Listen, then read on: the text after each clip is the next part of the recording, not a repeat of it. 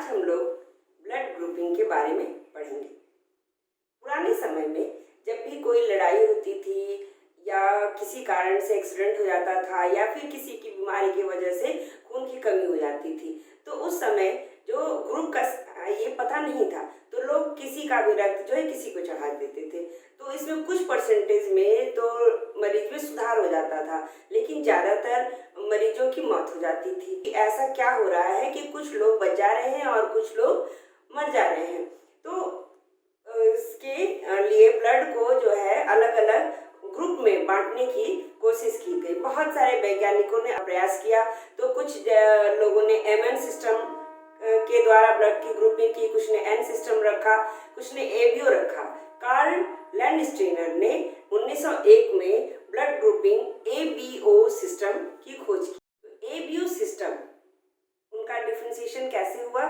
उन्होंने एक प्रोटीन की खोज की जो हमारे ब्लड के आरबीसी ना रेड ब्लड कॉर्पस्कल्स के सरफेस पे होता है। तो ये जो प्रोटीन है ये दो तरह का होता है। एक का उन्होंने नाम रखा ए और दूसरा जो टाइप था उसका नाम रखा बी। तो जिस व्यक्ति के सरफेस आरबीसी के सरफेस पे ए एंटीजन पाया जाता है उसका ब्लड ग्रुप रखा ए, और जिसके सरफेस पे बी पाया जाता है उसका नाम रखा बी। और जिस व्यक्ति के आरबीसी के सरफेस पे ये दोनों एंटीजन है उसका नाम रखा ए बी। और कुछ व्यक्ति ऐसे भी थे जिनके सरफेस पे कोई भी एंटीजन नहीं था, तो इसका उन्होंने नाम रखा ओ। तो इसके अनुसार इनके जो ब्लड थे ये चार तरह के हो गए, ए बी एंड ओ। जो ये एंटीजन था ये आरबीसी के सरफेस पे था, और जो प्लाज्मा होता है ब्लड प्लाज्मा में वो एक एंटीबॉडी भी थी। और खास बात ये थी कि जिस व्यक्ति में जो एंटीजन पाया जाता है उस एंटीबॉडी उसके जस्ट अपोजिट होती है। यानी कि एंटीजन ए है तो एंटीबॉडी बी होगी, एंटीजन बी है तो एंटीबॉडी ए होगी। और अगर दोनों एंटीजन है तो कोई एंटीबॉडी नहीं होगी, और अगर कोई एंटीजन नहीं है तो दोनों एंटीबॉडी होगी। ये हमारा सिस्टम था कार्ल लैंडस्टीनर। एबीओ सिस्टम के अनुसार ब्लड ट्रांसफ्यूजन होने लगे, जिसमें कि ए ब्लड ग्रुप वाले को ए ब्लड ग्रुप का ब्लड दिया जाता था और बी वाले को बी का दिया जाता था, ए बी को ए बी और ओ को ओ ब्लड ग्रुप दिया जाता था।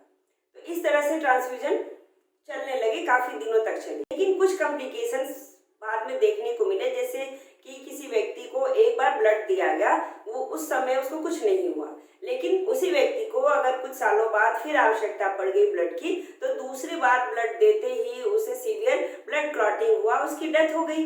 ऐसा कई केसेस में हुआ। फिर साइंटिस्ट को ऐसा लगा कि ऐसी कुछ एंटीजन या प्रोटीन्स और भी हैं जो कि इस चीज को डिसाइड कर रही हैं। फिर खोज हुई RH फैक्टर की।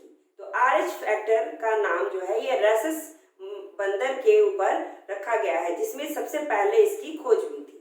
तो जो RH फैक्टर है वो कई तरह का खोजा गया है, लेकिन जो सबसे ज्यादा रिएक्शन कराता है, मतलब जो क्लॉटिंग के लिए सबसे ज्यादा जिम्मेदार है, उसे हम RHD कहते हैं, और उसी की जांच हम ब्लड ग्रुप के रूप में करते हैं।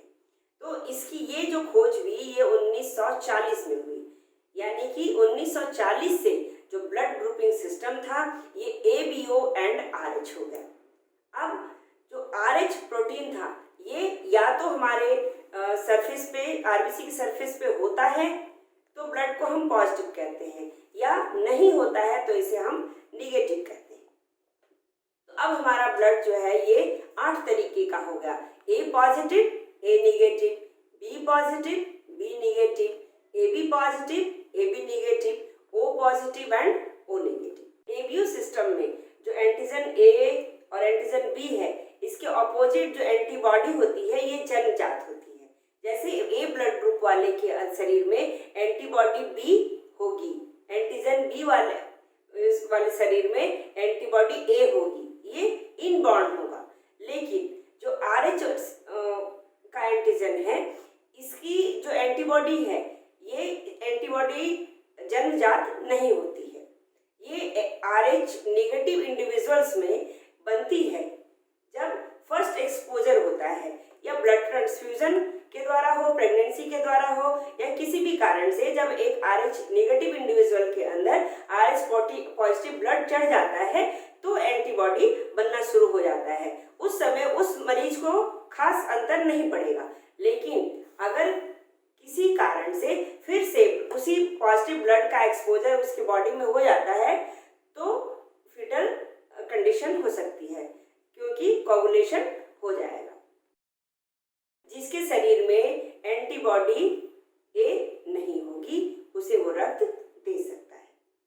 जैसे वो ए को दे सकता है, बी को नहीं दे सकता, ए बी को दे सकता है और ओ को नहीं दे सकता है। इसी प्रकार जो बी ब्लड ग्रुप वाला व्यक्ति है उसके अंदर एंटीबॉडी ए है तो वो ऐसे व्यक्ति को दे सकता है जिसके अंदर एंटीबॉडी ए ना, तो वो बी वाले व्यक्ति को दे सकता है, ए बी वाले को दे सकता है, लेकिन ए और ओ को नहीं दे सकता।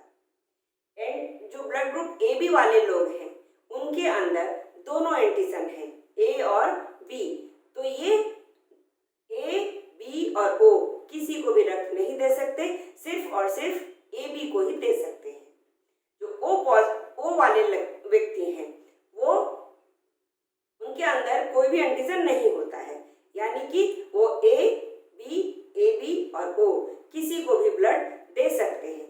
इसीलिए हम ओ ब्लड ग्रुप को यूनिवर्सल डोनर कहते हैं और ए बी ब्लड ग्रुप को यूनिवर्सल रिसिपिएंट कहते हैं।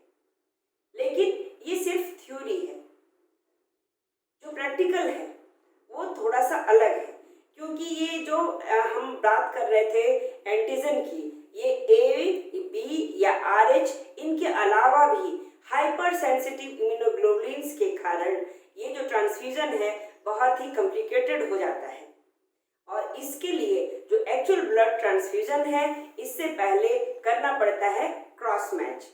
अगर आप क्रॉस मैच के बारे में जानना चाहते हैं तो आई बटन क्लिक करके हमारा ये वीडियो देख सकते हैं। कुछ rare of the rarest blood group भी हैं जिसे जानने के लिए आप इस बटन पे क्लिक कर सकते हैं। किसी व्यक्ति में ये ब्लड ग्रुप किस तरह से डिसाइड होता है इसे जानने के लिए आप इस बटन को क्लिक कर सकते हैं। अगर ब्लड ट्रांसफ्यूजन में इतनी समस्याएं हैं कि किसी ऑर्गन ट्रांसप्लांट को करने से पहले कितनी परेशानियां होती होंगी, अगर इसका डिटेल आप जानना चाहते हैं तो इस वीडियो को